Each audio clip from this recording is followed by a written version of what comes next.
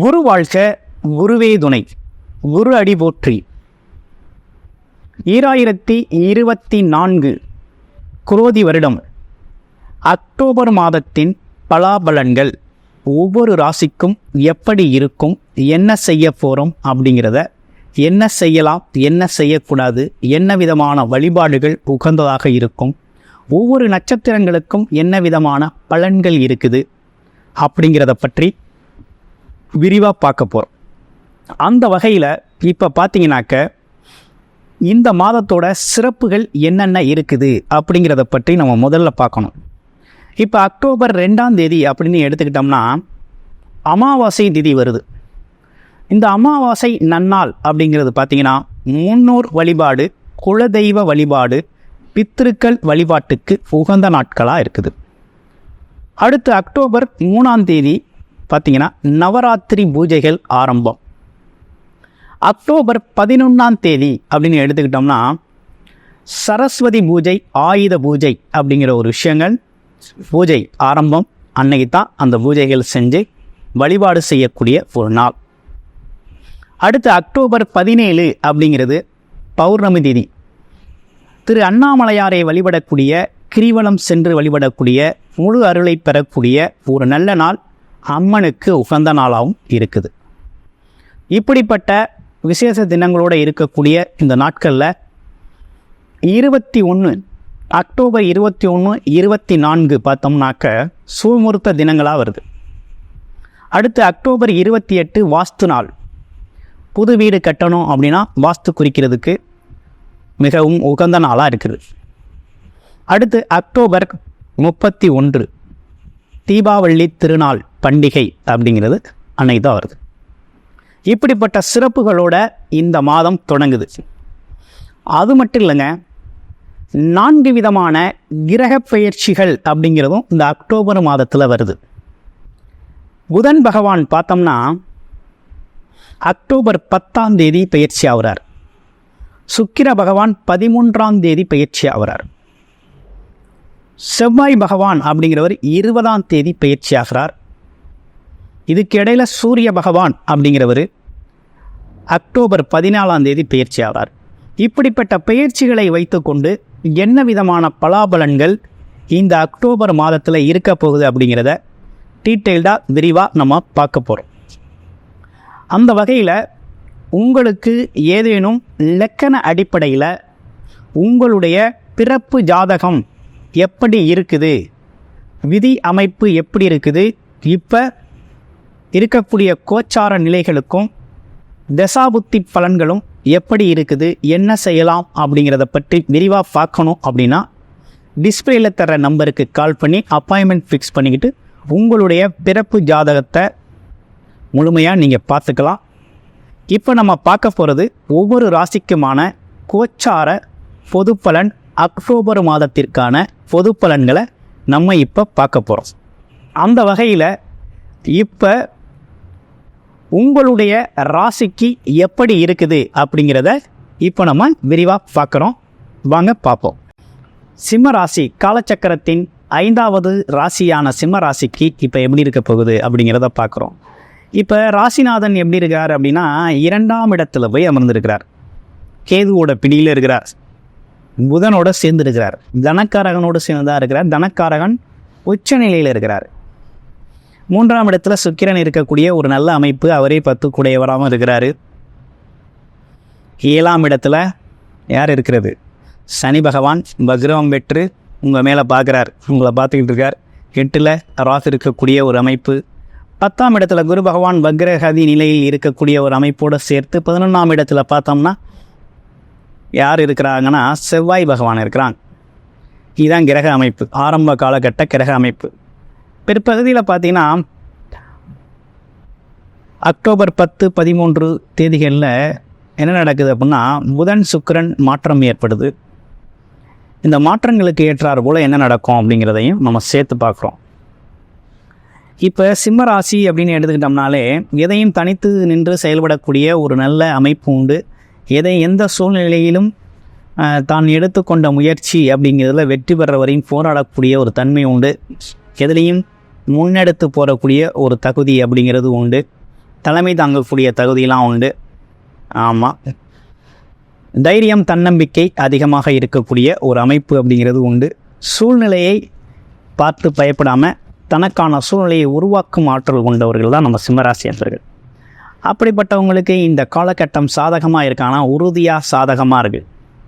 ஒரு நல்ல காலகட்டம் தான். ராசிநாதன் 2ல் இருக்கிறது அப்படிங்கிறது தனவரவு அப்படிங்கிறது நல்லா கொடுப்பாரு. அதுலேயும் புதன் உச்சம் பெற்ற புதனோட சேர்ந்து இருக்கையில் பார்த்தீங்கன்னா கமிஷன் தொழில்கள், சேல்ஸு, மார்க்கெட்டிங், இந்த ரியல் எஸ்டேட் கமிஷன் தொழில்கள் மாதிரி இருக்கக்கூடிய எல்லா கமிஷன் தொழில்களையும் ஜெயிக்கக்கூடிய அமைப்பு அப்படிங்கிறது, நல்ல பொருள் வரவு, பணவரவை பெறக்கூடிய ஒரு அமைப்பு அப்படிங்கிறது சிம்மராசிக்கு ஏற்பட்டிருக்கு. அதுலேயும் பார்த்தீங்கன்னா இன்னமும் சிறப்பு என்னென்னு கேட்டிங்கன்னா, புதன் வேற மாறுவார், சுக்கிரனோட போய் சேர்றாரு. இன்னும் கொஞ்சம் கூடுதல் வருமானம், தொழில் சார்ந்த வருமானம், தொழிலையும் வெற்றி பெறக்கூடிய ஒரு அமைப்பு, தொழில் வியாபாரத்தில் ஜெயிக்கக்கூடிய ஒரு அமைப்பு அப்படிங்கிறதெல்லாம் ஏற்படுது. சூரியனும் சேர்றாரு.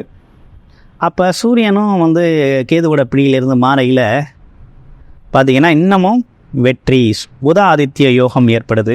அப்போ புத ஆதித்ய யோகம் ஏற்பட்டாலே நல்ல விஷயங்கள் நிறைய நடக்கணும். அப்போ எடுக்கிற காரியங்கள்லாம் ஜெயிக்கணும். ராசிநாதன் கூட சூரியனாக இருக்கிறாரு. அப்போ நல்ல விஷயந்தான். அப்போ சிம்மராசியை பொறுத்த வகையில் வேலை, தொழில், வருமானம் அப்படிங்கிறதெல்லாம் நல்லா இருக்கக்கூடிய ஒரு அமைப்பு அப்படிங்கிறது இந்த அக்டோபர் மாதத்தில் ரொம்ப சிறப்பாக இருக்குது. குடும்ப உறவுகள் எப்படி இருக்கு அப்படின்னு பார்க்கையில், இப்போ என்னென்னா சனி பகவான் வக்ரம் பெற்று 7ஆம் இடத்துலேருந்து ராசியை பார்க்குறாரு. அப்போ குடும்ப உறவுகள் சம்மந்தப்பட்ட விஷயந்தான் கொஞ்சம் குளறுபடியாக இருக்குது. என்னென்னா கொஞ்சம் பத்தாமல் இருக்குது. என்னென்னா சின்ன சின்ன வாக்குவாதங்கள் போகக்கூடிய ஒரு அமைப்பு அப்படிங்கிறது இருக்குது. கொஞ்சம் பொறுமையாக நிதானமாக கையாள வேணும் அப்படிங்கிற ஒரு அமைப்பெல்லாம் இருக்குது. அதே நேரத்தில் பாருங்கள், குரு வேற வக்ரவம் ஆயிட்டார். வக்ரவமாகி 2ஆம் இடத்தை வேற பார்க்குறாரு. அதனால் இந்த காலகட்டம் அவர் 5 குடையவராக இருக்கிறாரு. கொஞ்சம் எதிர்மறை சிந்தனைகள் குடும்பத்தில் பேசுகிறது, அதனால் ஒரு வாக்குவாதங்கள் வர்றது அப்படிங்கிறதெல்லாம் வந்துடும். அதனால் இந்த விஷயத்தில் பேசுகிறது, குழந்தைகள் சம்மந்தப்பட்ட விஷயங்களில் பேசுகிறது, எதிர்காலம் குறித்து திட்டமிடுறது, இப்படிப்பட்டு நடக்காத ஒரு விஷயத்தை பற்றி பேசி தேவையில்லாத வாக்குவாதங்களை உருவாக்க வேண்டாம். மற்றபடி வேற ஒன்றும் இல்லை. நடக்காத விஷயம்னு சொல்லலை, என்னென்னாக்க திட்டமிடுறதுக்காக, எதிர்காலம் குறித்து திட்டமிடுறதுக்காக இப்போவே அது சம்மந்தப்பட்டு வாக்குவாதங்கள் வேண்டியதில்லை அப்படிங்கிற மாதிரி ஒரு அமைப்பு இருக்குது. அதுக்கப்புறம் அதை மட்டும் கொஞ்சம் கருத்தில் எடுத்துக்கணும். வேறு என்ன, குடும்ப பெண்மணிகளுக்கெல்லாம் அந்த காலகட்டம் நல்லா இருக்குது. சிம்மராசி குடும்ப பெண்களை பொறுத்தவரை தலைமை தாங்கி நடத்தக்கூடியவங்க. எந்த குடும்பத்தில் சிம்மராசி பெண்கள் இருக்காங்களோ அவங்க தான் டிசிஷன் மேக்கர். அப்படின்னா என்னென்னா, முடிவெடுக்கக்கூடிய அதிகாரம் அந்த குடும்பத்துக்கு அவங்கள்ட்ட இருக்கும். நல்ல நிர்வாக ஆற்றல், குடும்பத்தை ரொம்ப பக்காவாக நிர்வாகம் பண்ணுவாங்க. அவங்களுக்கு இந்த காலகட்டம் அவங்களுக்கு போற்றும் வகையில் பாராட்டுக்கள், மதிப்பு, மரியாதையெல்லாம் உயரக்கூடிய வகையில் தான் இருக்குது. ஸோ ஆக மொத்தத்தில் நல்லா இருக்குது. குழந்தைகளுக்கு கல்வி நிலை அப்படிங்கிறதெல்லாம் ரொம்ப நல்லா இருக்குது.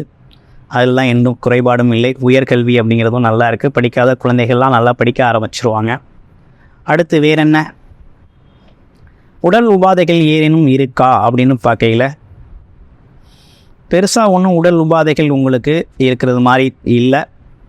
இருந்தாலும் என்னென்னு கேட்டிங்கன்னா, அந்த சனி பகவான் 7ஆம் இடத்துல 8ஆம் இடத்துல ராகு இருக்கிறது அப்படிங்கிறது கொஞ்சம் அலைச்சல் திரிச்சலாக இருக்கும்.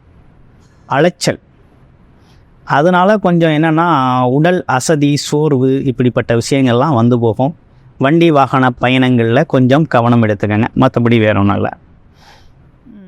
வழிபட வேண்டிய தெய்வம் அப்படின்னு எடுத்துக்கிட்டோம்னா, உங்களை பொறுத்த வகையில் இந்த காலகட்டத்துக்கு நீங்கள் வழிபட வேண்டிய தெய்வம்னா விநாயகர் வழிபாடு அப்படிங்கிறது திங்கட்கிழமை அப்படிங்கிறத திங்கட்கிழமை விநாயகர் வழிபாடு அப்படிங்கிறது ரொம்ப முக்கியம். அடுத்து பார்த்தோம் அப்படின்னா மகாலட்சுமி வழிபாடு அப்படிங்கிறத தொடர்ச்சியாக வெள்ளிக்கிழமைகளில் பண்ணிக்கோங்க, ரொம்ப சிறப்பாக இருக்கும். அடுத்து உங்களுடைய நட்சத்திரத்துக்கு எப்படி இருக்குது அப்படின்னு பார்க்கையில், உங்களுடைய நட்சத்திரத்தை பொறுத்த வகையில் மகம் நட்சத்திரம்.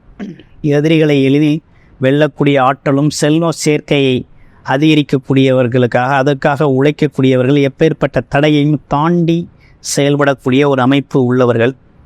ஆமாம், இவங்களை பொறுத்த வகையில் இந்த காலகட்டம் இவங்களுக்கு ரொம்ப சிறப்புக்குரியதாகவே இருக்குது. ஒன்றும் பயப்படுற மாதிரி இல்லை.